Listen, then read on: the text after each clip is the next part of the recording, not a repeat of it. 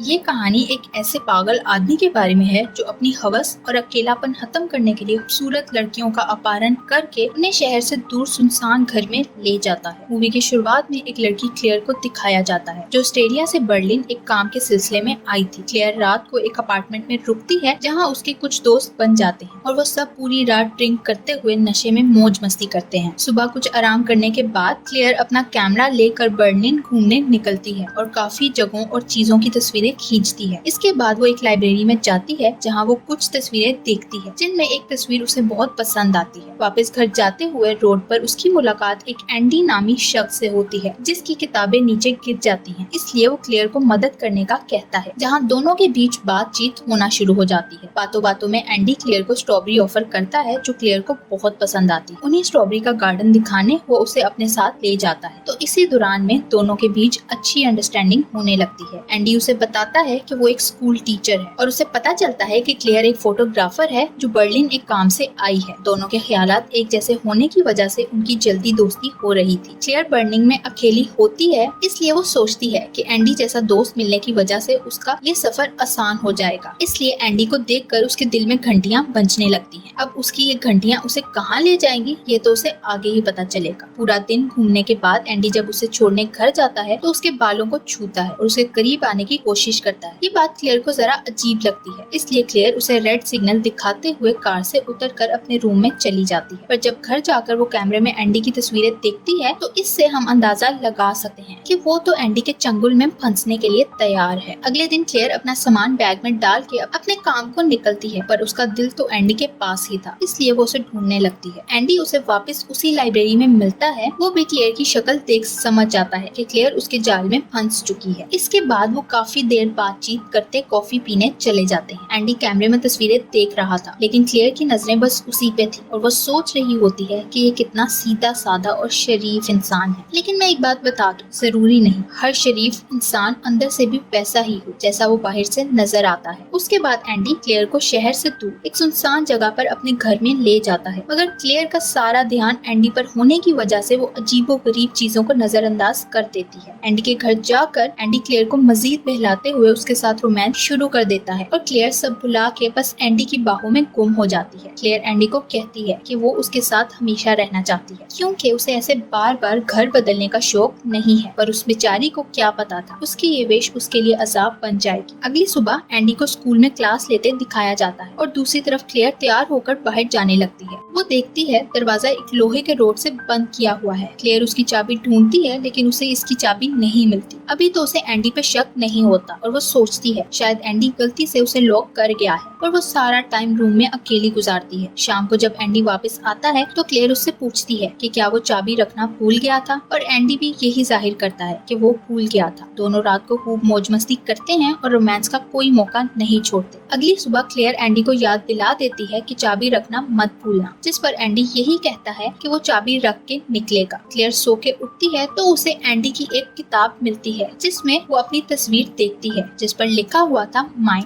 यानी सिर्फ मेरी। वहीं वो अपनी बॉडी पर टैटू भी देखती है पर एंडी ने क्लेयर को ये टैटू कब दिया वो नहीं जानती थी। इसके बाद क्लेयर को लगता है यहाँ कुछ तो गड़बड़ है इसलिए वो चाबी से दरवाजा खोलने लगती है मगर दरवाजा नहीं खुलता। अब क्लेयर को अंदाजा होना शुरू हो जाता है कि एंडी जानबूझकर कोई गलत चाबी रख के गया है और वो यहाँ फंस चुकी है। उसके बाद क्लेयर अपने फोन को चार्ज करने लगती है और देखती है कि उसकी सिम गायब है जिसकी वजह से वो किसी को कॉल नहीं कर सकती। ये देखने के बाद वो काफी घबरा जाती है और यहाँ से निकलने की कोशिश करती है इसलिए वो एक चेयर को पकड़कर विंडो को मारती है। लेकिन पहला शीशा टूटने के बाद उसे पता चलता है कि विंडो का दूसरा शीशा बहुत मजबूत है और उसे इस सुनसान जगह पर कोई सुनने वाला नहीं है। घबराहट से तो क्लेयर का बुरा हाल हो जाता है। शाम को जब एंडी घर वापस आता है तो क्लेयर उसे कन्फ्रंट करते हुए यहाँ से निकलने की बात करती है मगर एंडी कहता है तुमने कहा था तुम हमेशा मेरे साथ रहोगी। इस वक्त क्लेयर को अपनी इस विश पर कितना गुस्सा आया होगा हम समझ ही सकते हैं। क्लेयर समझ जाती है कि एंडी के साथ कोई दिमागी मसला है इसलिए वो उसे प्यार से मनाने की कोशिश करती है कि वो सिर्फ एक जज्बाती बात थी, वो हमेशा यहाँ नहीं रह सकती। पर एंडी पर कोई असर नहीं हुआ, उल्टा वो गुस्से में आकर क्लेयर को मारने लगता है और हम बस उसके चीखने चिल्लाने की आवाजें सुन पाते हैं। यहाँ से हम अंदाजा लगा सकते हैं कि एंडी ने इतनी दूर घर क्यों लिया ताकि वो कुछ भी कर ले किसी को उसकी खबर ना हो। एंडी उस सुनसान जगह पर होने का फायदा उठाता है और क्लेयर पर हर रोज जुल्म करता है। यही नहीं, वो तो क्लेयर को बेड से बांध देता है। अगली सुबह एंडी अपने फादर से मिलने के लिए जाता है और उन्हें क्लेयर के बारे में बताता है। एंडी के फादर उससे उसकी पुरानी गर्लफ्रेंड के बारे में पूछते हैं तो एंडी कहता है कि वो मुझे छोड़कर जा चुकी है, लेकिन उसके बारे में किसी को कुछ पता नहीं था कि आखिर वो कहाँ गई, जिस पर हम अंदाजा लगा सकते हैं कि एंडी ने उसे मार दिया था। उसके बाद एंडी जब घर आता है तो देखता है क्लेयर की हालत काफी खराब हो चुकी है, पर वो उसकी परवाह करने के बजाय उसे बताता है कि मैंने तुम्हारी मॉम को मैसेज कर दिया है कि तुम ठीक हो। क्लेयर ये सुनकर रोते हुए कहती है, नहीं, मैं ठीक नहीं हूँ। अगली सुबह जब एंडी उसे बेड से बांध रहा था तो क्लेयर कहती है कि वो उसे ना बांधे, क्योंकि घर को लॉक तो लगा होगा, वो कहीं नहीं जाएगी। ये बात एंडी मान जाता है और उसे बेड के साथ नहीं बांधता। जब एंडी घर से बाहर जाता है तो क्लेयर बाहर जाने का कोई रास्ता ढूंढती है, मगर दरवाजों के साथ साथ घर की विंडो को भी लॉक लगा हुआ था। वो अपनी तलाश में नाकाम रहती है। तभी उसे सोफे के नीचे एक स्क्रू ड्राइवर मिलता है और वो उसे अपने पास संभाल कर रख लेती है। अगले सीन में जब रात को एंडी वापस आता है तो क्लेयर एक टेबल पर बैठी पजल के साथ खेल रही थी, तो एंडी भी उसके पास आकर बैठ जाता है। दोनों बातें करने लगते हैं। तभी क्लेयर मौका देखकर एंडी के हाथ पर स्क्रू ड्राइवर दे मारती है और चाबी पकड़कर दरवाजा खोल के भागने की कोशिश करती है, मगर घर के बाहर भी एक दरवाजा था जिससे वो खोल नहीं पाती। एंडी खुद को संभालते हुए उसके पीछे आता है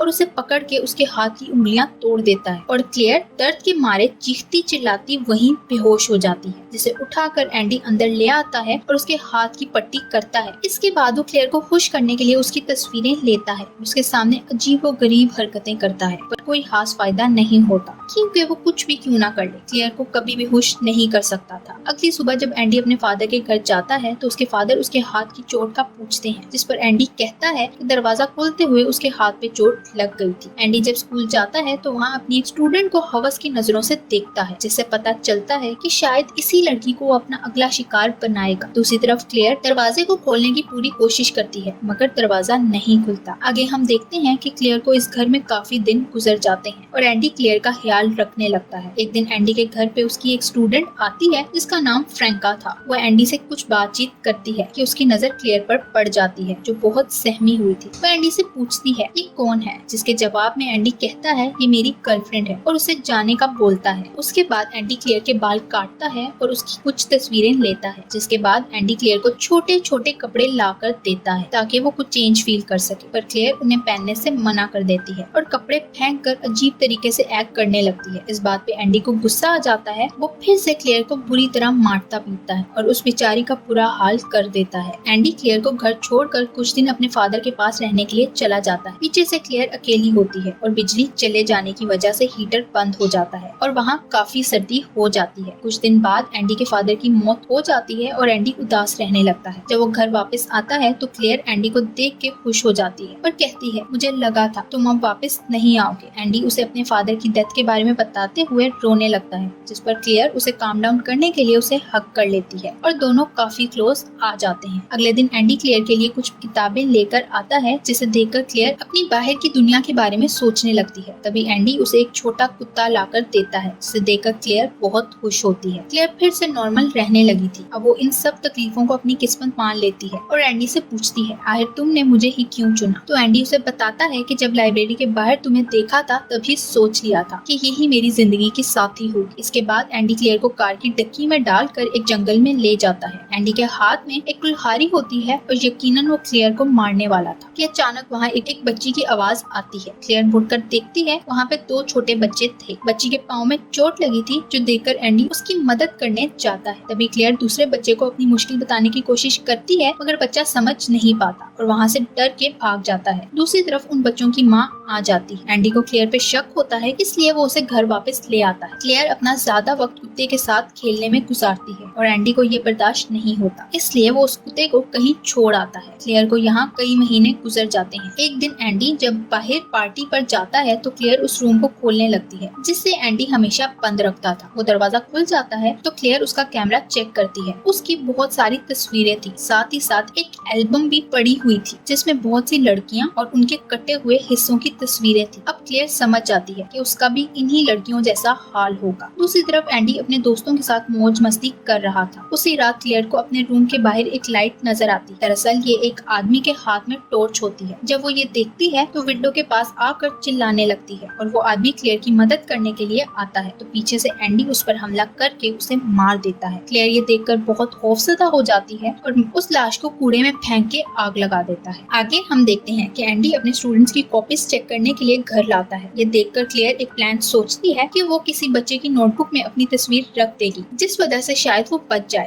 इसलिए क्लेयर चूल्हा जला के अपना हाथ जला लेती है और एंडी उसके हाथ पे ट्यूब लगाने के लिए रूम से बाहर जाता है। तभी क्लेयर अपनी तस्वीर फ्रैंका की नोटबुक में रख देती है। अगले दिन एंडी जब स्कूल जाता है तो फ्रैंका अपनी नोटबुक में क्लेयर की तस्वीर देख के समझ जाती है कि क्लेयर एंडी के घर में किसी मुश्किल में है। तभी वो क्लास से बाहर जाती है पर उसकी नोटबुक से वो पिक नीचे गिर जाती है और कोई दूसरा स्टूडेंट उसे पकड़ के एंडी को दे देता है। अब एंडी समझ जाता है कि उसका राज सबके सामने खुल जाएगा, इसलिए वो फ्रैंका का पीछा करता है, मगर वहाँ फ्रैंका किसी तरह क्लेयर को उसके घर से बाहर निकाल लेती है। जब एंडी घर के अंदर जाता है तो देखता है चाबियों वाला बॉक्स टूटा पड़ा है। वो परेशान हुए घर के अंदर जाता है तो उसे नीचे वाले रूम से क्लेयर की आवाज आती है। उसे देखने अंदर जाता है तभी क्लेयर दरवाजा बाहर से बंद कर देती है और एंडी घर में कैद हो जाता है। क्लेयर दरवाजे के पास बैठ के रोने लगती है। ये खुशी के आंसू थे कि अब वो आजाद है। तभी एंडी को एहसास होता है कि उसने क्लेयर के साथ जो किया वो गलत था और अब वो फंस गया है। वो खुद को बेबस महसूस करने लगता है। क्लेयर ने उस लड़की को अपने साथ लिया और घर से बाहर चली जाती है। लास्ट सीन में दिखाया जाता है क्लेयर एक कार में बैठ के बाहर की दुनिया के नजारे देख रही थी, क्योंकि वो काफी महीनों से ये सब नहीं देख पाई थी। इसी के साथ ये मूवी एंड हो जाती है। इस मूवी से हमें सबक मिलता है कि कभी भी खुद को हालात का गुलाम बनाकर नहीं छोड़ना चाहिए, बल्कि अपने लिए आखिरी दम तक कोशिश करनी चाहिए, जैसे क्लेयर ने अपनी आजादी के लिए लड़ाई की और आखिर वो आजाद हो गई। Thank you for watching.